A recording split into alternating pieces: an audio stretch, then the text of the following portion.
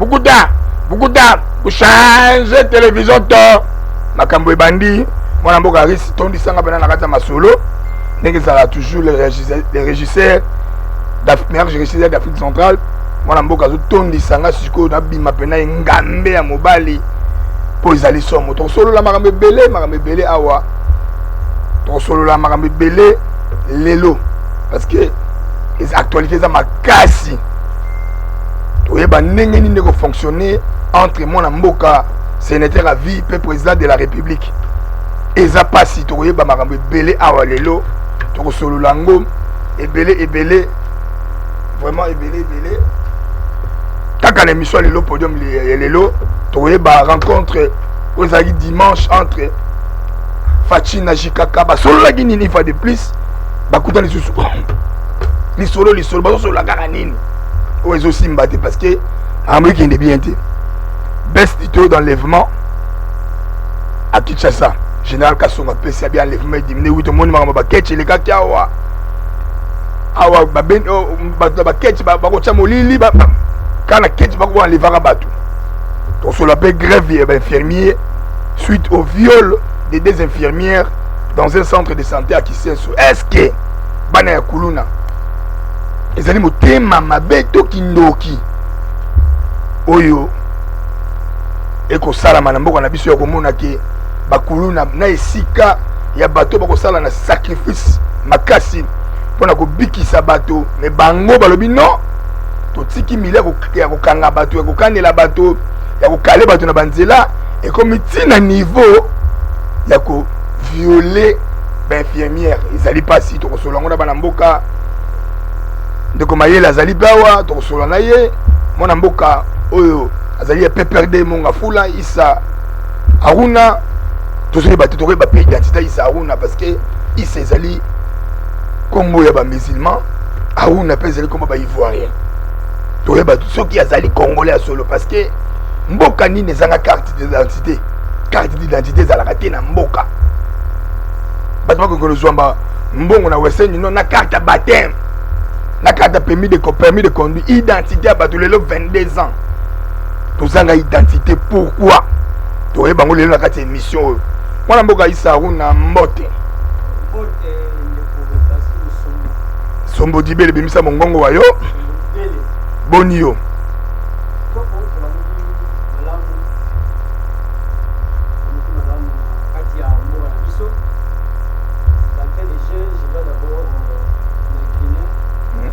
Bimisa pourquoi c'est ma micro bien. C'est passé dans l'Est de l'eau. Il y a eu des atrocités dans l'Est de la mission. On s'est dit dans vraiment, on s'est dit dans le gouvernement congolais en mécanique dans la moune parce que chaque jour, c'est même dans la consignation un bon tabac mécanique dans la politique publique, la sécurité de la mission dans l'Est. Parce que c'est chaque jour. Chaque jour. Il y a toujours il y a sécurité. Au sein de la consignation, il y a commune à mon affoula. La commune de la mission. C'est ma micro bien. Ça micro bien. Avec un peu de cas par rapport à insécurité dans le quartier Maman Mobutu. La Maman Mobutu. Là, la société, la criminelle, la communauté. Au sein de la bourgmestre, le colonel Lili Tamboué. Oui, la police. Pas mais quand même pour accentuer moins sécurité et vraiment efficace.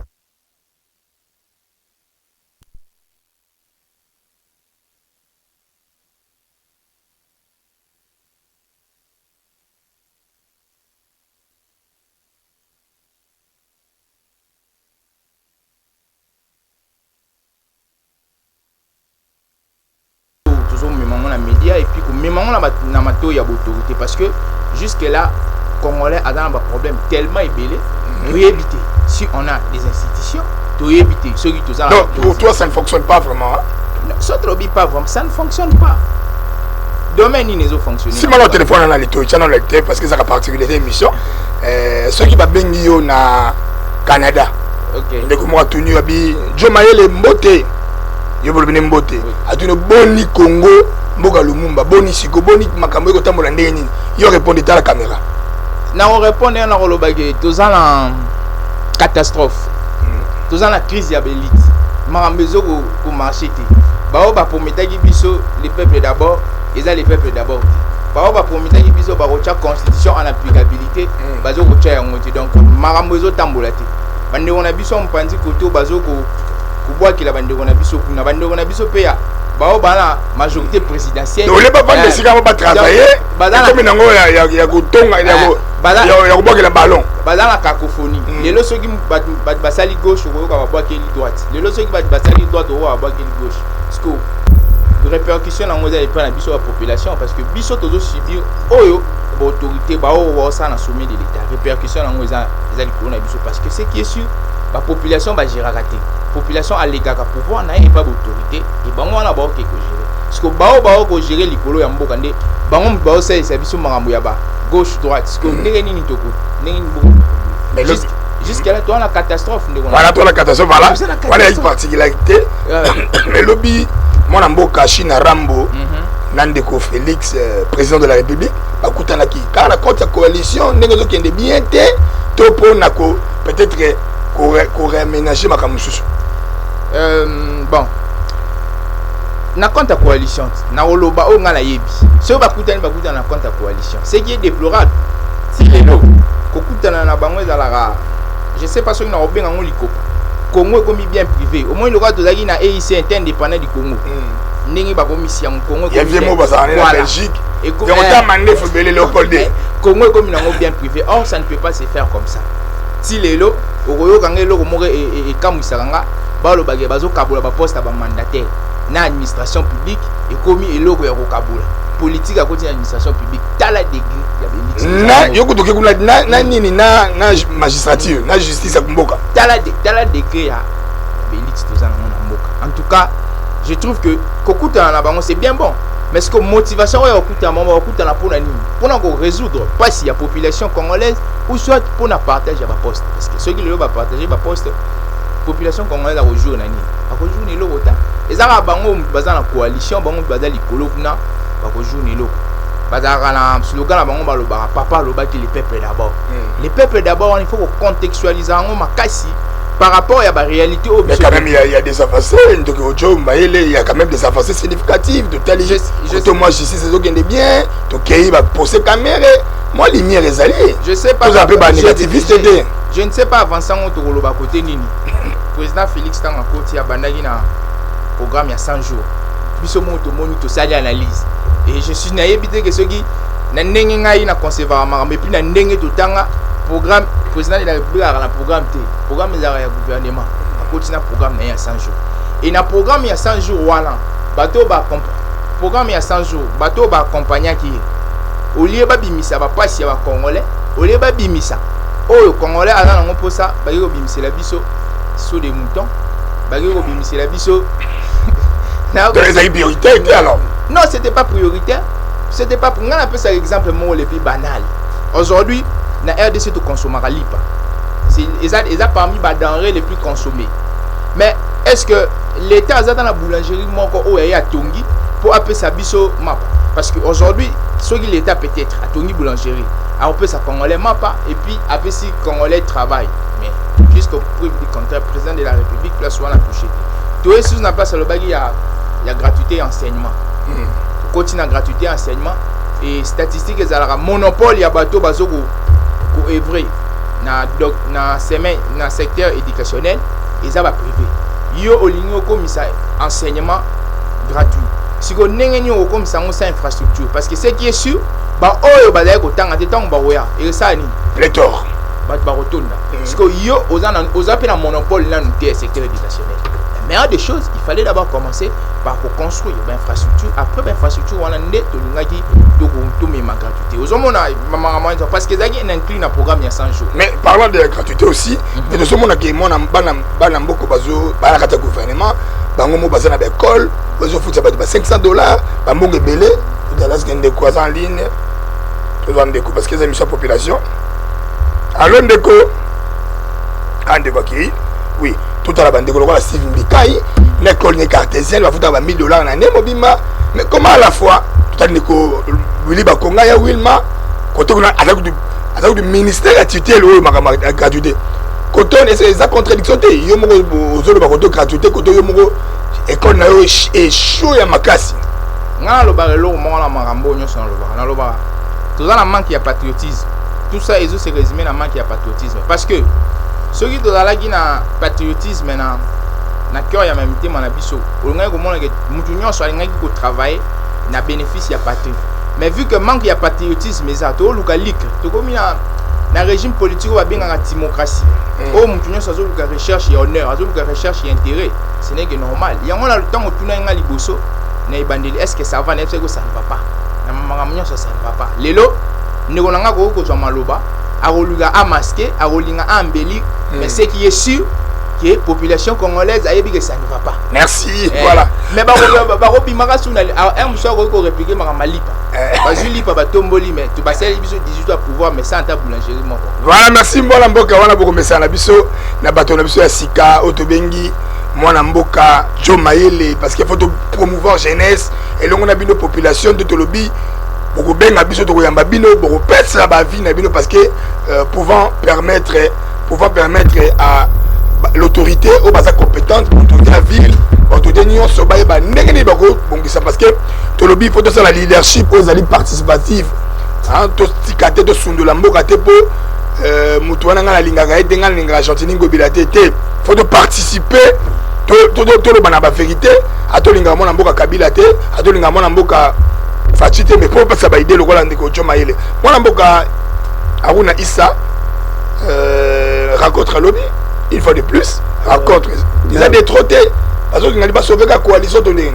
Merci encore Ndo Peselinga Souma Loba na Loba par rapport d'abord à la question na ko rebondir par rapport à rapidement Jo Mayele alinga la kisanga que les lots alinga la kisabiso awa na mboka que insécurité za kana Congo. L'insécurité za kana Congo c'est partout au monde qu'il y a l'insécurité mais il y a toute une gouvernance oyo mboka oyo baba konzi ya mboka basala nini bachaka pour que ba meka un peu comme mater ou soit d'insécurité équita parce que l'insécurité même aux États-Unis ezali na ba Texas ezali même en France il y a le terrorisme ezali l'insécurité elle est partout l'insécurité c'est pas l'apanage ya Congo kaka non Congo mais besoin d'atteindre paroxysme même sous en fait et atteindre pic par rapport à ndenge ezalaka kala parce qu'il fallait que l'insécurité est bandée depuis 1985 l'insécurité parce que exacté pour l'avènement ya mokonzi ya kalaté l'insécurité banda kutu avant kutu biso to botam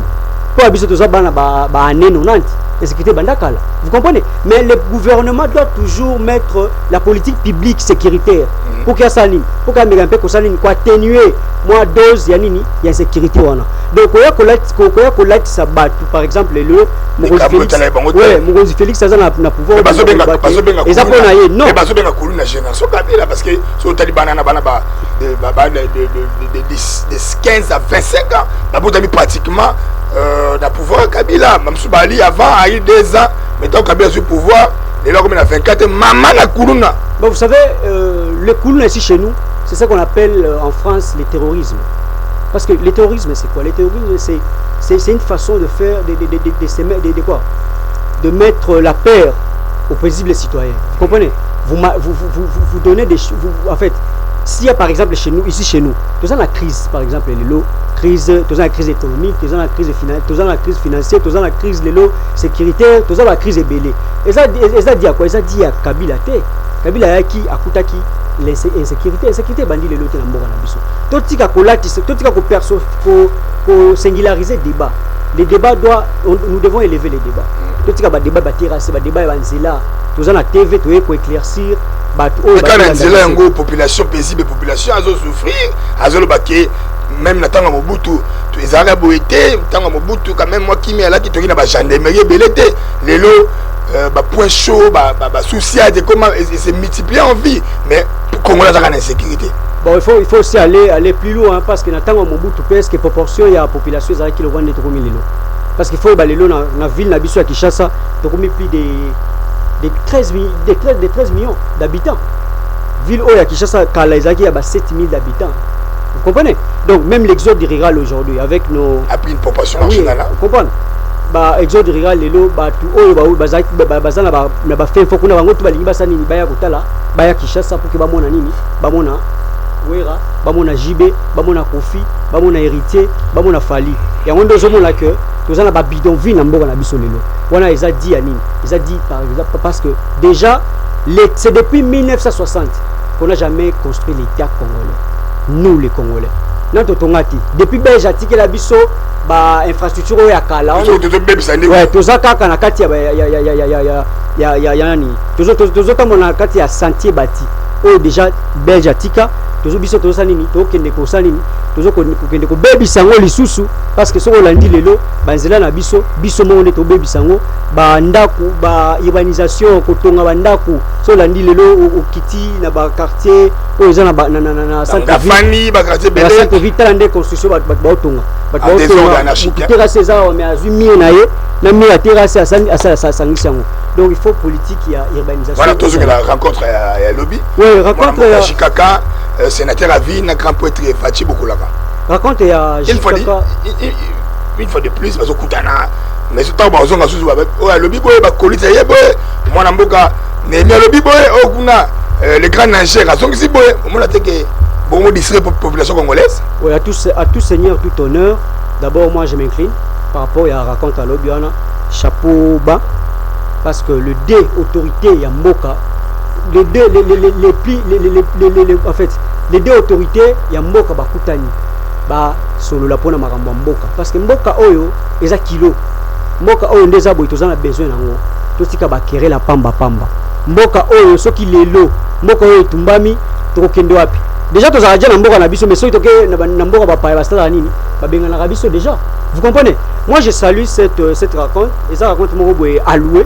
Et puis biso ba soldat il y a Joseph Kabila to s'incliner biso ba ya Joseph Kabila to s'incliner na makambo oyo et c'est pas ça qui lobby il y a rien qui est filtré mais oh to yebi et ça pour l'intérêt à mboka il y a quand même des tendances la transpiration et là on me dit ils ont filtré mais au lieu de comprendre d'être électif politique. Ouais, il fallait aussi assainir l'espace politique. Très pollué, hein? Ouais, vous comprenez parce que l'espace politique est devenu aujourd'hui comme si tous en moins espace morobo, il y a bandoule, il y a musique.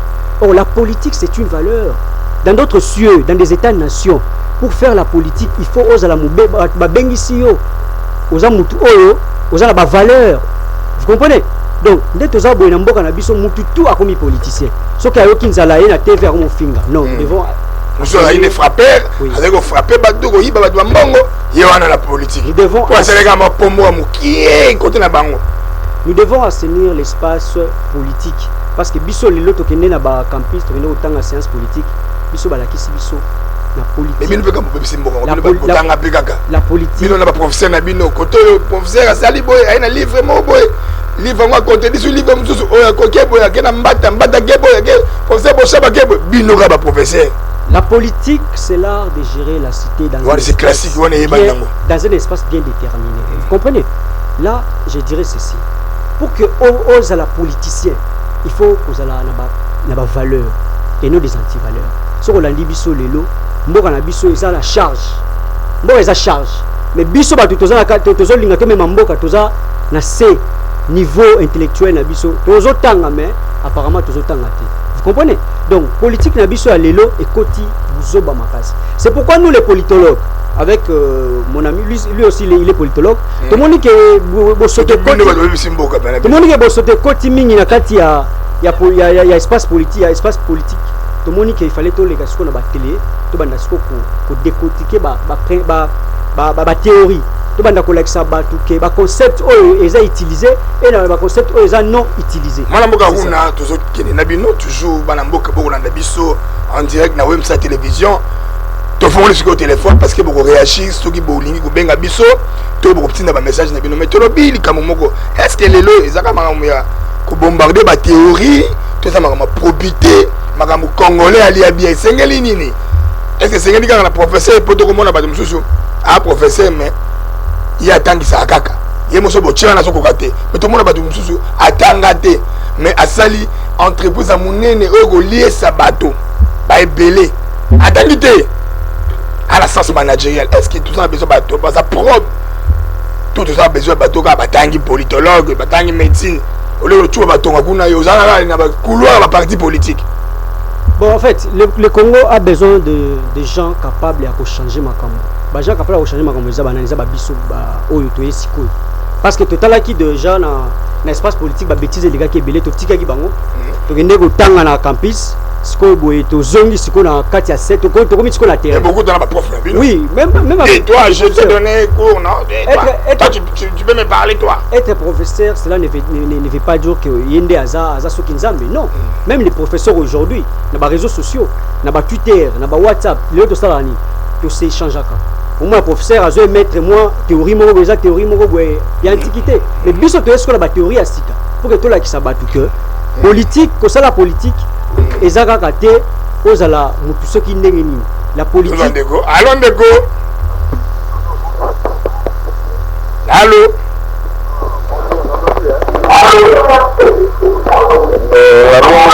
Oui, allô. Allons de go. Nous sommes en train de se voir. Et l'on est la Bénivino depuis la commune à Matete. Depuis Matete. Comment on a nous sommes aussi à la télévision là. Comment on a une déco? Comment on a ici chez Ngoudi? Ndekolo bini bo amboka biso Congo. Bon, dans le lobby, au Nyuso, et les gars, ils ont aventure. Parce que Batu Oyo Bazo supporter le système Oyo Biso Toboyi. Mais Bazo continue pour l'acte la Biso système. Voilà. Alors. Moi 2 minutes. Au-delà de tout, après avoir produit 2 fois, Sol Nabiso et Sanini et Traïsa Kibiso. Parce qu'il fallait que Bukangalo Zaki projet financé par l'extérieur. Investisseurs oui, c'est ça qui bon on a biso et Kotaki, mais c'était entre le quoi les actionnaires bazaki banda, mais il s'est fait que une fois on a ya Kendeki atiki ba 2 ministre ya IDPS Sami Badi Banga Ayaki asalaki ni sabotaki projet l'autre ministre est venu Bruno Chibala Ayaki asanini a saboté ya Wondo Monique quand Matata Ponya a Kendeki. C'est l'Itara. Ouais, voilà, merci mesdames et messieurs. Vous êtes en train de suivre Podium du peuple de but faut les abonner les émissions Nabino et à tout linga kapena analyse des photos solo la bien. Moi na boka choma les photos solo la bien. Na bi ke tango za maloba na zo chicoter ou na siko mais ils a combat. C'est des bonnes guerres de lobby. Voilà, des bonnes guerres de lobby, tout c'est la probité. Affaire Bukanga Lonzo. Mais on va compléter biso rapidement. Merci Ndegolanga. Ndegolanga c'est blagane pour Annie. C'est un homme très intelligent. Mais ce qu'intelligence là à canalisation on est la place à Mali. Azo défendre l'axe du mal. Azo défendre ce qui est indéfendable. Et là au moment où le baga liboso je nazo ko survoler ba point rapidement. Mais pour ça, le bagi biso ba politologue na politicien, il y a une très grande différence. Sur aucune scène politique psycho, au moment ce sont les politiciens. Nous sommes des politologues. Nous avons la maîtrise de la science politique. Nous avons étudié.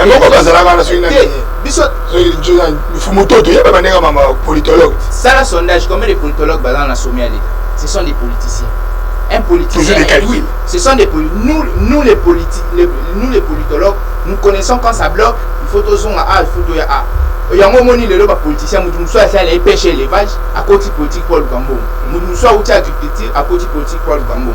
Nous avons lobby, bébé là, lobby ma proportion, il y a habitants, tout ça insécurité. Mais ça n'a rien, c'est le mot.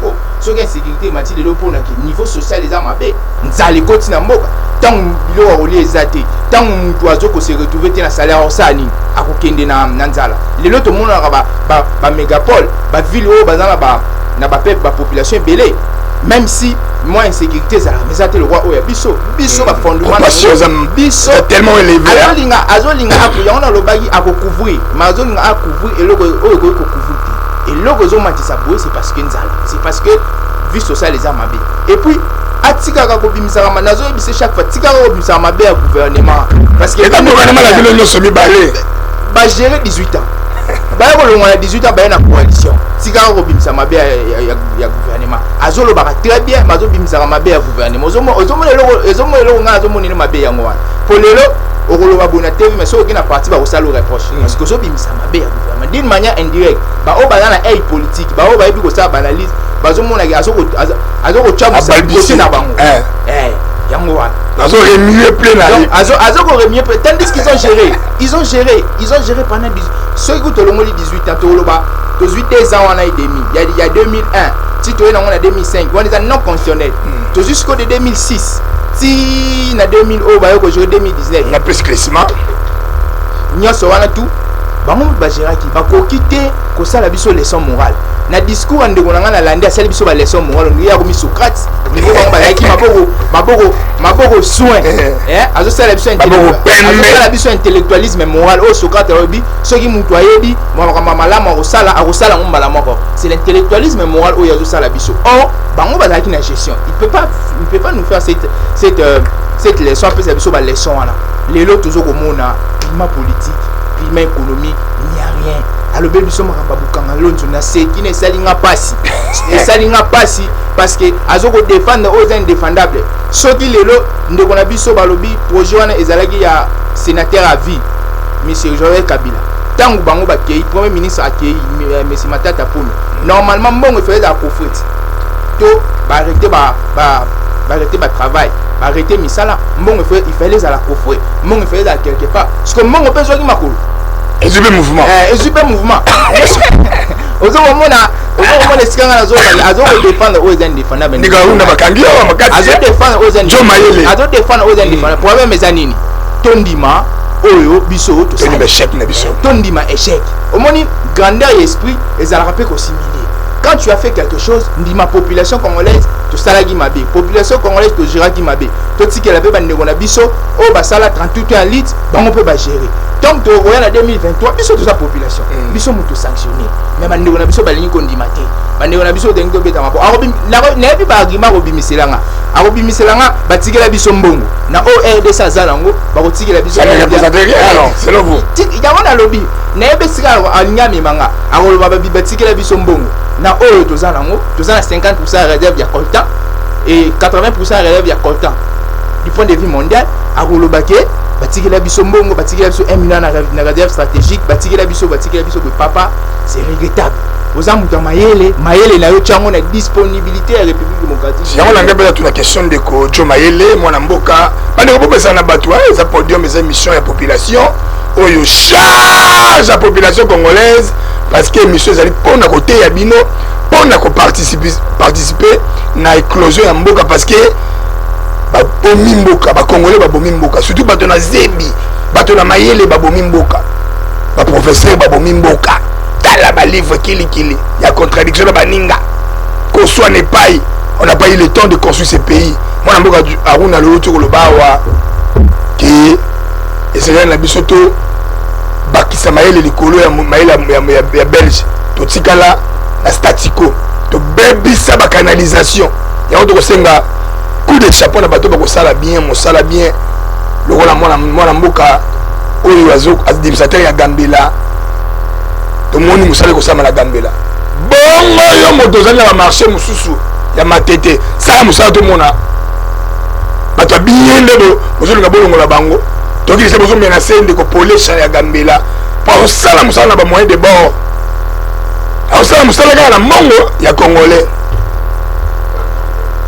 ndiko choma ile est-ce que les senga biso ka ba professeur to ba politicien ba politologue to senga biso bato na probité bato na intégrité bato na ko canaliser mbongo ya l'état kitoko alobaki lo mo alobi belge atikela biso ti lelo biso tozo salela kaka biso mongongo alobaki lo mo belge atikela biso ti lelo tozo salela kaka c'est honteux parce qu'il ne peut pas dire ça ils ont géré pendant 18 ans ils pouvaient aussi comme coacher la biso un pas mais le lobby alobi yo mona munongo na yeke tozo salela kaka biso tozo bebisa kaka tozo tonga kaka tandis qu'ils ont géré ils sont aussi dans une congestion voilà c'est pitoyable ndeko botalaga esiko ko canaliser mayele no un type très intelligent o alingo même intelligence na nuisance na olobelo ko moko eloko na lobaki ne bandeli Congo peut que liboso to na pour ça ba patriote point barre c'est tout.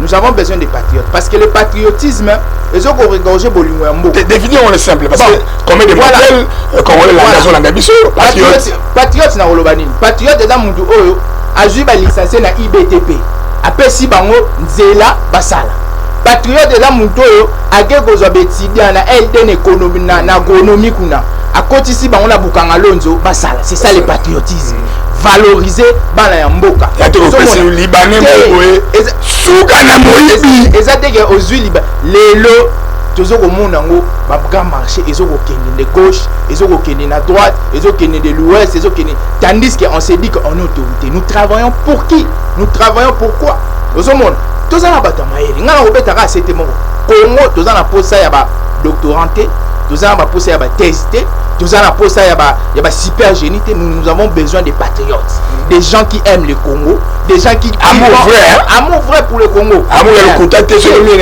avant 2 mois élection aïe na 4 secondes makambuku ya ba élection na ndekoloblate parce que c'est pitoyable bazoko ko sa population congolaise bakoyela bino chapeau bakoyela bino loso pour la muto la 5 ans je suis en mboka na yo on appelle cet exemple un député par exemple so $10 000 fois 12 fois 5 population tala dege bozala kambuye tala dege bakoti sa bino na sommeil moko profond yo likolo ya 5 ya chapeau likolo ya polo oteki 5 ans je suis en mboka na et c'est normal merci la sommeil à l'état basali reptile bakati biso na bango de yoka la soude le kene na nguma omona cortège ya ministre zoleka omona cortège ya nini omona cortège ya makati ya $1 000 siko tango okoma mamongo ya transport azwaka tozokende wapi merci mwana mboka tozokende wapi mwana mboka lobi malamu tozongisa mpe maloba pa ya isauna ba oza vraiment pris nde babaka pris en sellette donc bakangami nasi babeti ofimbo makasi mpo namoni okokoka makambo est-ce que okokoka makambo vraiment totuna question mais ezali vraiment conseil bien rapidement to ya mortalité to ya balèvement et puis le Kinshasa eza vraiment revu à la baisse hein revu à la baisse ndenge mona mboka Jene Yaka Sylvano Kasonga à l'obéli et ça quand même bien parce que balèvement comme il tourne balèver mona bato parce que boka balèver mona moi aussi ça dépend balèver boy au mode que américain peut réduire en sensiblement. Oui, merci encore de m'avoir donné la parole. Oui, il faut la zone. Ce sont des histoires. Des histoires. Dans ma sapon. Je suis très déçu de t'avoir connu comme politologue, monsieur. Vous devez savoir ceci. Que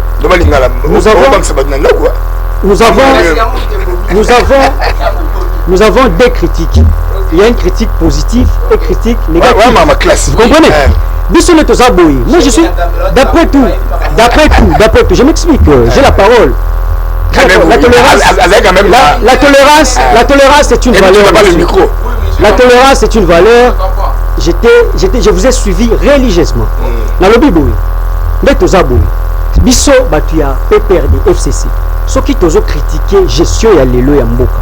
Ils ont été critiqués pour le critiquer. Il faut te critiquer parce qu'il faut se faire ça. Toi, tu vas gérer. Basani. Pas ça la mieux. Vous comprenez? Oui, Bisso, tu gères qui 18 ans, tu gères les sous. Papa, quand on fait la politique pourquoi? En politique, on ne se fait pas des cadeaux. Vous comprenez? La politique, c'est une sphère, il y a un grand esprit. Si on a un petit esprit, comme tu es là, aux gens tout le monde et puis à l'objet comme politologue il faut FCC éthique et la cash ba gérer mboka cash ya mboka ya bango tomboani. Est-ce que je dois vous rafraîchir la mémoire? Il faut au Kendena 2006 Kabila quand tu es venu au pouvoir par 2001 Kabila maintenant na yednyoso assisi ngona banane na ba congolais à travers na mutu tout oya za l'opposition lelo Kabila a travaillé avec tout le monde. Est-ce que Kabila Lobani, même s'il pouvait manquer, oui, il avait manqué de 15 personnes. Nous disons ceci. Nous avons une crise d'hommes au Congo. Crise d'hommes au Congo. Lance tout ensemble. Tout na Congo. Oui, nous avons crise d'homme. Être scientifique, c'est pas étudier.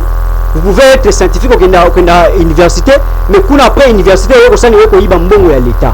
Vous comprenez? Donc, tout ça, il faut prôner la probité morale. La probité morale, c'est que il faut que anti-valeur. Parce que si on dit les lots, nous avons 4 fléaux. On a quoi là-bas? Nous avons l'organisation en 1954, nous avons la démonétisation en 1980, 80 quelques, nous avons mes gestions, il y a Deuxième République, Giraki Mokamabe. Après mes gestions, nous avons un pillage à répétitif, 1991-1992. Et le régime ou système politique, il y a le Mémil Bissot, procès à 100 jours. Est-ce que procès à 100 jours ou un an? Est-ce que nous disons ceci. Est-ce que les procès 100 jours, procès 100 jours, c'est un procès diabolique. Pourquoi diabolique? En moins 10 années, on a lapidé 1,5 milliard la réserve stratégique. Au moins 10 années. Parce qu'il faut y avoir. Tout Kabila a laissé l'argent. Quand Kabila avait laissé l'argent, nous devons parler, nous devons dire de la vérité. Kabila m'a dit qu'il y a 1,5 milliard pour déjà générer c'est difficile. Vous comprenez? Parce que les lots, tout ça, surtout les gens qui ont un budget, il y a ma casse. Mbamboka est donné et recourir à Kananini, la taxe n'a impôt. Est-ce que Bissot te fout à impôt? Te fout à rater. Vous comprenez? Donc, on ne gère pas la chose publique avec des émotions. Il faut gérer la chose publique avec la raison. Nous, en 2018, on a fait ce qu'on a fait. Et tous autres, c'est là-bas, ils vont comme aux ensemble. Non, en fait, on travaille à synergie. Nous travaillons ensemble pour l'intérêt suprême de la population. Nous travaillons ensemble. Il y a un exemple patent. Lorsque avant que le gouvernement Ilunga Kamba ceux de Mouté et Télémaki. Ilunga Kamba tout le monde a dit, tout le monde est là, moi je vais ça et pour ça. Vous comprenez? Donc, Bissot Bakia, PPRD FCC, l'article la Ramutu a géré Mboka, parce que Mboka est un Congolais, Nyoso. Mais quand lorsqu'il y a un politologue de formation, FCC article là, Kachi Mboka. Kachi Mboka va gérer. Va gérer ndengeni. FCC a deux majorités. Nous avons la majorité parlementaire, la majorité présidentielle. Est-ce que FCC il faut que la Kachi va gérer Mboka? Parce que les lois la constitution sur le Bible, nous avons la majorité parlementaire. Il y a un Azana, même mise à gouvernement. Parce que c'est le gouvernement qui gère la politique quotidienne de la nation. Comme nous avons un déco entre FCC et Nakash, nous avons une coalition pour que nous ayons un départ, nous avons la congestion et Mboka. Il y a un de tout ça. Mais il y a des gens qui ont échappé. Il faut aller que le pays, ce pays, c'est pas pour nous, c'est pas pour vous. Le pays est pour tout le monde. Parce que dans un État, la définition courte d'un État, d'une nation plutôt, c'est quoi? C'est le passé, le présent et le futur. Vous comprenez? Parce que si nous toujours battre la mboka pour la battre, parce que nos aïeux, les gars qui sont beaucoup, quand je parle de nos aïeux, nous avons la père fondateur, comme Lumumba, comme Kassavubu, comme Laurent Désiré Kabila, comme Kipavita, comme Simon Kimbangu, ce sont nos aïeux. Ils nous ont laissé ce pays pour que nous faisons quoi? Pour gérer en haut, et puis pour la génération future, nous, comme nous sommes là, nous devons gérer pour la génération future. Merci. Rapidement, on a baissé à toi à l'élèvement.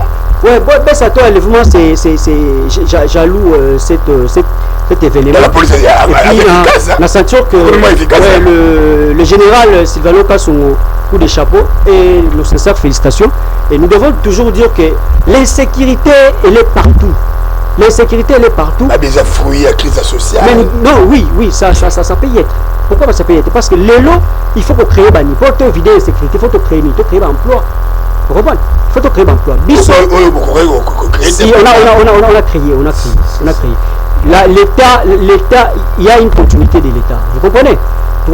Parce que quand on vient au pouvoir, on vient pour améliorer la vie quotidienne des populations, le bien-être de la population. Vous comprenez? C'est pourquoi on partait palier par palier. Vous comprenez? So on l'a dit dans 5 chantiers. 5 chantiers, tu as qui? Pour tout ça, sur 5 chantiers, parce qu'on a 2 chantiers, 3 chantiers. Dans le cas déjà 5 chantiers, parce que ça on l'a dit bien, Kabila, Kabila, il a construit, il a reconstruit. Vous comprenez? Quand je dis il a reconstruit, il est en train de dire que Bisso, tous en a pouvoir, tous en s'acquise. Non, moi on ne s'acquise pas. Nous on s'assume. On s'assume parce que nous on a été au pouvoir et on a géré ce pays. Merci. Bien même que ceux qui sont aujourd'hui les vendeurs des illusions. Voilà 5 minutes de coquille. Rapidement pour la baisse sensible et à tout d'enlèvement. On va minutes à chuter. 2 minutes 4. Mais c'est le temps rapidement. Alobi, mais c'est Kabila, Ajiragina Batunios. Mais moi je vais lui rappeler qu'il n'avait pas de choix. Hein? Il n'avait pas de choix. En 2001, lorsqu'il est venu à Ekokuta, musée à Koufaki, il n'avait pas de choix.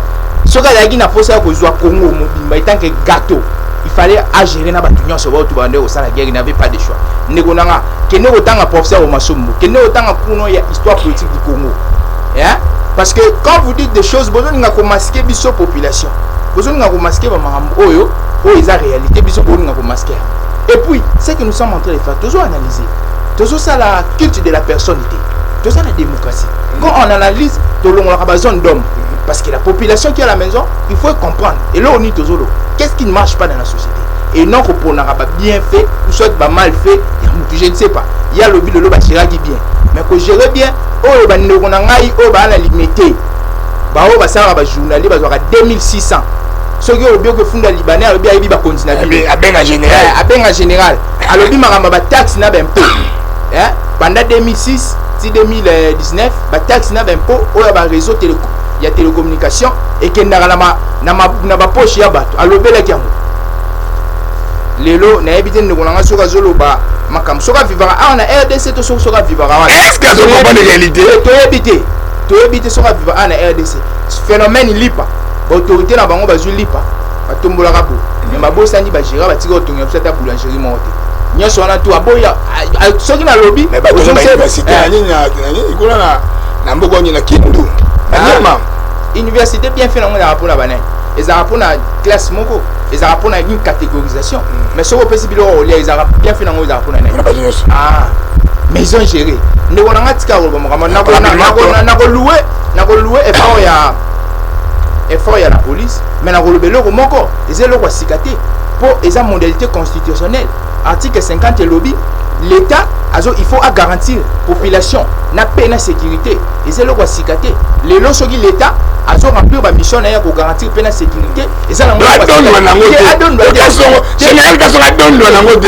c'est bon et ça le roi les lois va passer nos courant 24 heures va passer nos mailles 24 heures le sikaté et ça ma modalité constitutionnelle que nous temps article 46 na article 47 ça y est là que l'État il faut passer sur courant la maille il faut passer sur logement décent voilà l'autorité on va dire l'école l'article voilà pour voir que ils a bien fait la population mais ce que comme un article oh besoin bon gagne la justice va faire ça na va faire ça na ministère voilà va otina bando na biso na nzela et c'est un peu pas ça et c'est un peu pas dans la modalité constitutionnelle pas la modalité constitutionnelle kasongo on est dans le général na ko louer parce que a tient l'applicabilité mais c'est le quoi sikaté article 43 lobby gratuité enseignement tout le monde a moins le wasikaté parce qu'ils ont modalité constitutionnelle ce qui est constitutionnel c'est ils ont droit à biso il faut te jouer et article na ngoloba sur article 58 ya mboka on ne konanga ko tinda ki ko tanga asala pe étude constitutionnelle ya constitution o lobby que tout congolais il faut jouer na ba richesse ya mboka na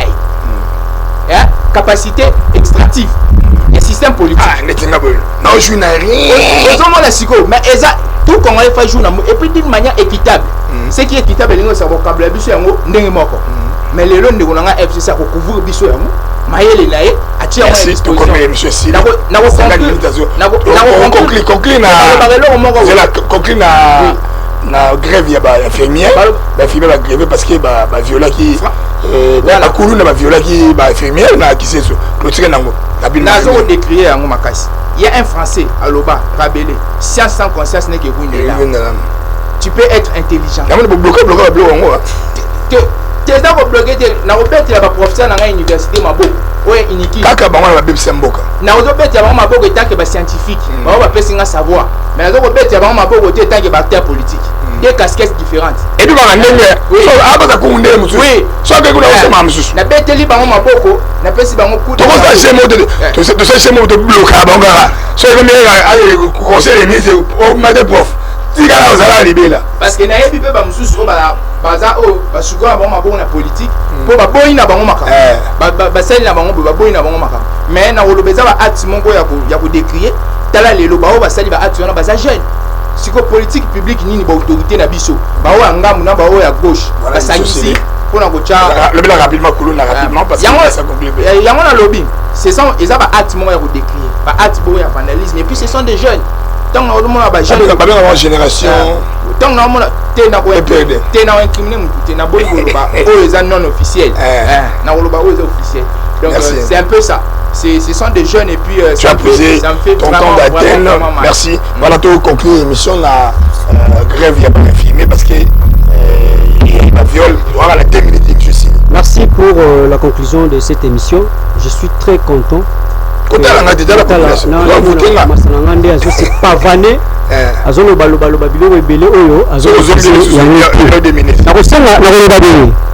Le pouvoir public a les prérogatives de la puissance publique. Nous devons dire ceci.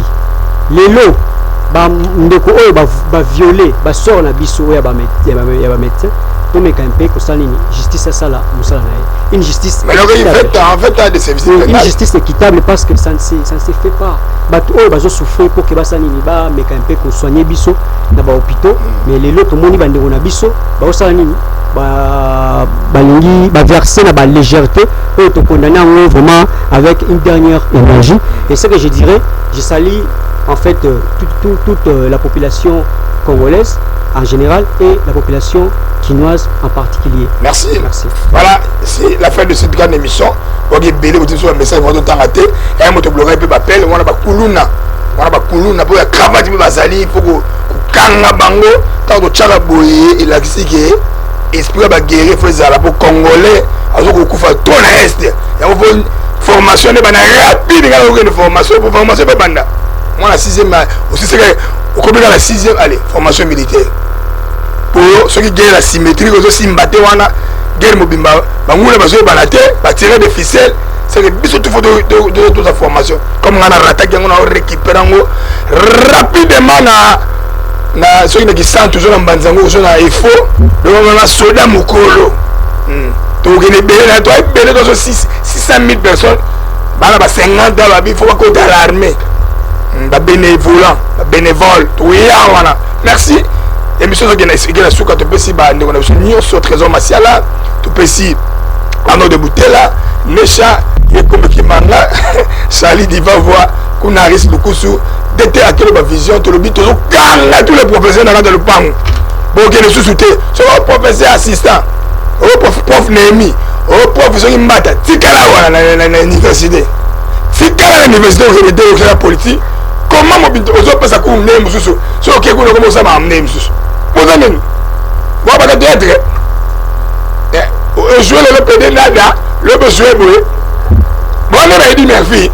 So ba tirer de yokana. Problème de ba to yokana ba tirer. Professeur mo dabi magane la politique. Oh, et le Sarkozy dans la professeur. Donald Trump la professeur école ni. À part regarder la chose Bernard Kouchner, n'était pas qui docteur, on va pas savoir cours. Est-ce que Macron a fait sa cours l'école ni? L'université de Liège, premier ministre Belgique a fait sa cour. Professeur à l'école. Donc, quand on a à l'école, moi, merci Sacré Mongou Njulu. Merci Maman Monique Mbombo. Merci.